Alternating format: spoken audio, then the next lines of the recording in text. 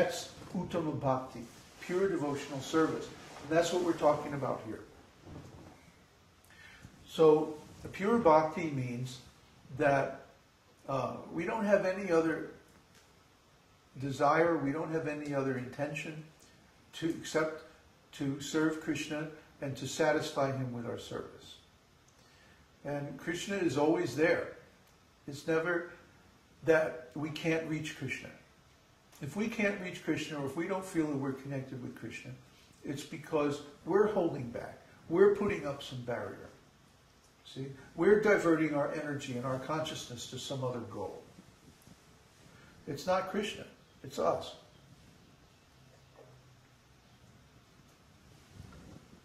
Krishna is simply waiting to give us all the happiness and all the bliss that comes from a relationship with him. But we put up blocks. We stop him from doing that. I'll never forget, one time I was in a workshop, a psychology workshop, and the person leading the workshop said, "Okay, now I want you to sit with a partner and feel their energy. Feel their energy." So one lady up in the front of the room, she was sitting with a partner, and she's going like this. And I started laughing. I couldn't help myself. Because what's she doing? She's putting up a block. If you want to feel somebody's energy, you open up. You don't put something in front, like, oh, this means stop, go away. I don't want to feel your energy. See? This means, yeah, come on in, let's feel the energy. Okay? You open up, you invite the energy in.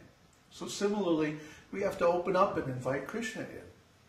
Krishna is going to respect our boundaries because that's Krishna's character. He doesn't come in if he's not wanted. So he is waiting for us. We have to take the initiative to let Krishna in, not to push Krishna out. Oh, what is this Krishna? No, let Krishna in.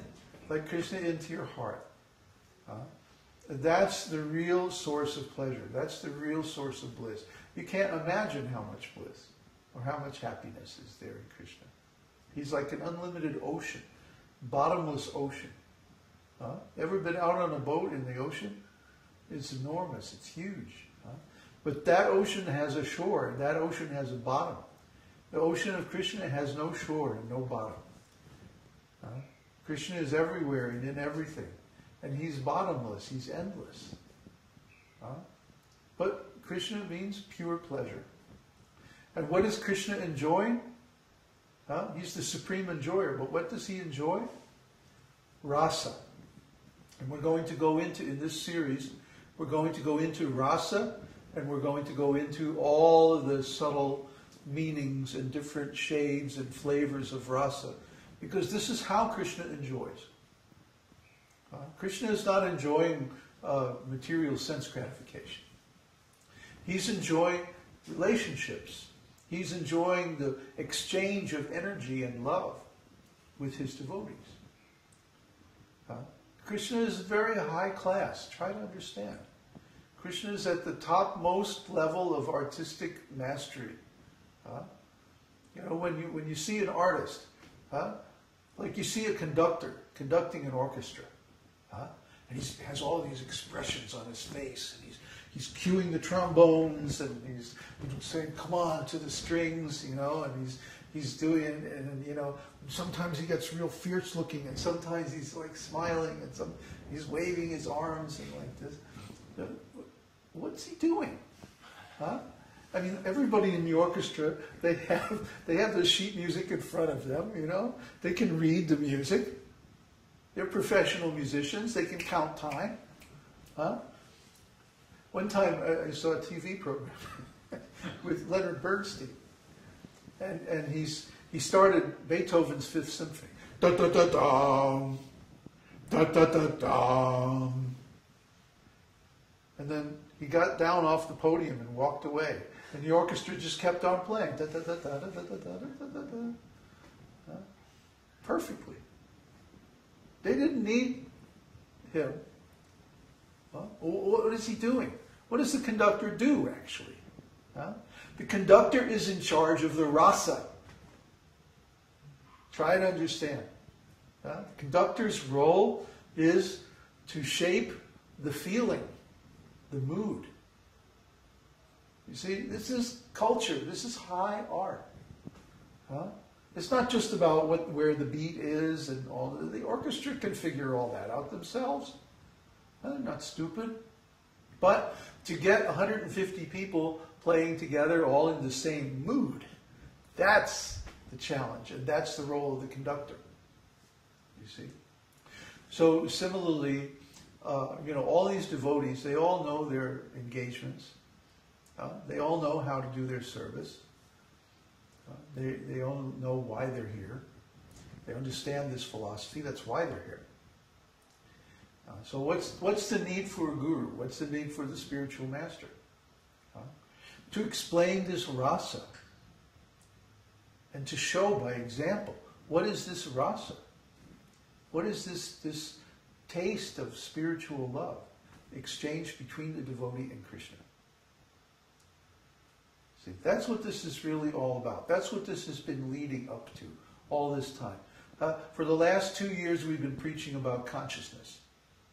We've been preaching about the rules and regulations of Vedic society. But this is just chapter 1 and chapter 2 of Bhagavad Gita. Now we're getting into chapter 3 of Bhagavad Gita, and we have to show the actual example, how we're working in Krishna consciousness. You see? But this is not a small thing. It's not just, oh, yeah, we give some money to the temple every week. Well, that's nice. That's a beginning. But really working in Krishna consciousness, what does it mean? And this brings in the science of rasa. It brings in the mood of loving reciprocation of Krishna. It brings in our identity in the spiritual world. It brings in the real nature of bhakti. So many things. Try to understand. This is deep, deep, deep knowledge. It's high art. It's like the conductor on the podium. Like, come on. Put some more emotion in it. That's the conductor's job, not just beating time. You have any metronome can do that. So try to understand the real nature of bhakti is that which pleases Krishna, and which is intended to please Krishna. Okay, so that Krishna feels then obligated to reciprocate. There's a famous verse in Srimad Bhagavatam where the gopis are approaching Krishna. And at first Krishna says, oh no, this is very bad. You gopis, you should all go home to your husbands and your fathers, and you shouldn't come out here in the middle of the night. This is very improper. And the gopis said, well, so what do you want us to do? We want to be with you. What should we do? And Krishna says, oh, well, I'm within everyone's heart. You can just meditate on me, and I'm there. And the gopis went, Krishna, no, that's not why we're here. We don't want to just meditate on you. We don't want to just think about you and do our ordinary activities. No, we want to be directly with you. We want to enjoy with you. That's why we're here. And then Krishna disappeared. Try to understand Krishna.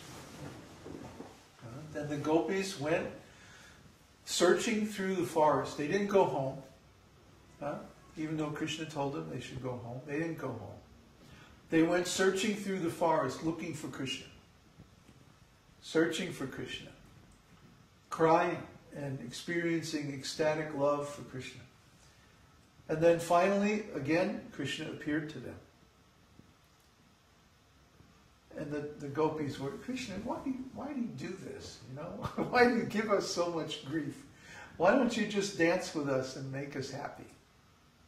And Krishna said, well, actually, the truth is, na paryeham. I don't have anything valuable enough to reciprocate with you, to you know, give you the same value as your love for me. Krishna actually feels like that. He feels, I don't have anything. What do I have that you could want? And of course the gopi said, Krishna, we want you. We just want you, that's all.